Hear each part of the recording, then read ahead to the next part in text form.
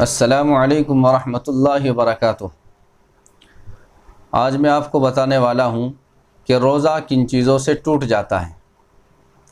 अक्सर हमारे भाई और हमारी माँ बहनें ऐसा काम कर लेते हैं या कर लेती है जिस काम के करने से रोज़ा टूट जाता है और हमें पता भी नहीं चलता। ऐसे काम जिनसे रोज़ा टूट जाता है वो 12 हैं। मैं आपको नंबरवार 12 के 12 बतलाऊँगा। आपको बहुत ही ध्यान और तवज्जो से सुनना है। तो पहली चीज़ जो है नंबर 1 जिनसे रोज़ा टूट जाता है, कसदन खाना पीना। कसदन मतलब जानबूझकर खाना पीना। एक तो है भूले से, एक है जानबूझकर आपने कोई चीज़ खाई तो आपका रोज़ा जो है टूट चुका है। नंबर 2 हम बिस्तरी करना, यानी अपनी बीवी से मिलना, जो रोज़े में बिल्कुल ममनू है। अगर आपने अपनी बीवी के साथ में सोहबत की तो आपका रोज़ा टूट गया। नंबर 3 हैज़ या निफास का खून आना। हैज़ या निफास ये क्या होता है? हर महीने जो औरत को खून आता है, जिसे माहवारी भी कहते हैं, उसको कहते हैं हैज़। और जो बच्चा पैदा होने के बाद में खून जारी होता है, खून चलता है, उसको कहते हैं निफास। इन दोनों में से अगर खून जारी हो गया और आप रोज़े से हैं तो आपका रोज़ा टूट चुका है। और नंबर 4 कसदन क़े करना। कसदन क़े करने का मतलब ये है कि जानबूझकर उल्टी करना। एक तो है खुद ब खुद उल्टी का आना, जी ख़राब हुआ उल्टी आ गई, इससे रोज़ा आपको नहीं टूटेगा। लेकिन आपने जानबूझकर उल्टी करने की कोशिश की, उल्टी की, तो आपका रोज़ा टूट चुका है। और नंबर 5 बिला कस्द। बिला कस्द हुई क़े का कसदन मुँह में वापस कर लेना। आपके बिला इरादे, यानी आपने सोचा नहीं, समझा नहीं, जानबूझकर उल्टी नहीं की, आपको उल्टी आई खुद ब खुद, और आप जैसे उल्टी आई और आपके मुंह में आ गई तो आपने उसे पी लिया, तो आपका रोज़ा टूट गया। अगर आपको उल्टी आ जाती है, खुद ब खुद आती है, तो आप उस उल्टी को बाहर निकाल दीजिए, कुल्ली कर लीजिए, आपका रोज़ा नहीं टूटेगा। लेकिन अगर आपने उस उल्टी को पी लिया तो आपका रोज़ा टूट चुका है। इसी तरह से नंबर 6 कान, नाक और मुंह के रास्ते से दवा डालना। कान में और नाक में, ध्यान से सुनना, कान और नाक दो चीज़ बतलाई गई है, आँख नहीं बतलाई गई।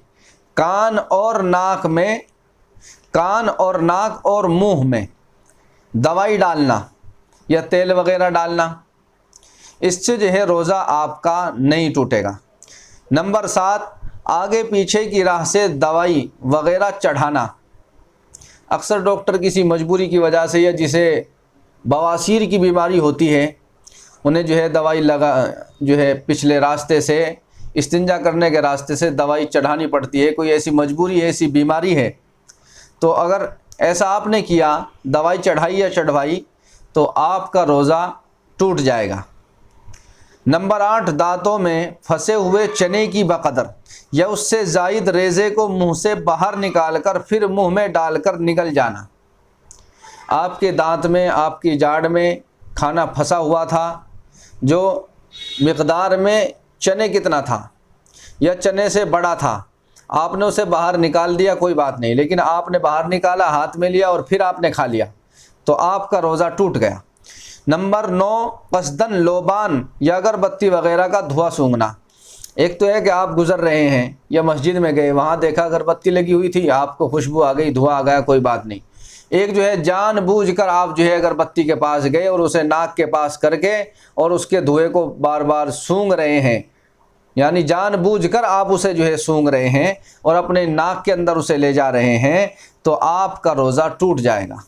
अगर खुद ब खुद आ रहा है, आप कहीं से गुजर रहे हैं, तो कोई बात नहीं, आपका रोज़ा नहीं टूटेगा।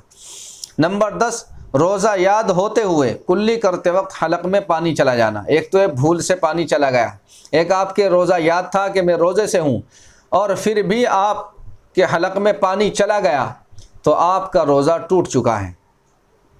इसी तरह से नंबर 11 गुरूब आफ्ताब से पहले इफ्तार का वक्त समझकर इफ्तार कर लेना। बहुत सी दफ़ा ऐसा होता है, किसी ने कह दिया कि ऐलान हो गया, या पहले ज़माने में ऐलान वगैरह नहीं होते थे। तो इसी तरह से, या मौसम ख़राब है, मौसम साफ़ नहीं है, ऐसा लग रहा है कि ऐलान हो चुका या मगरिब की अज़ान हो गई, आपने धोखे में रोज़ा इफ़्तार कर लिया, बाद में पता चला कि अभी तो इफ़्तार का वक्त ही नहीं हुआ था, तो आपका रोज़ा टूट गया। इसी तरह से नंबर 12, मिट्टी, लोहे या कंकर वगैरह का टुकड़ा खा लेना।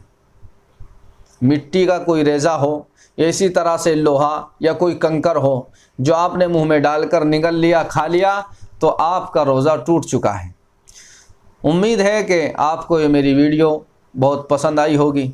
ऐसी ही वीडियो रोज़ाना सुनने के लिए हमारे चैनल को सब्सक्राइब करें और बेल आइकन को ज़रूर दबाएं और इस वीडियो को ज़्यादा से ज़्यादा शेयर करें। अल्लाह ताला हम सब को अमल की तौफ़ीक़ अता फ़रमाए।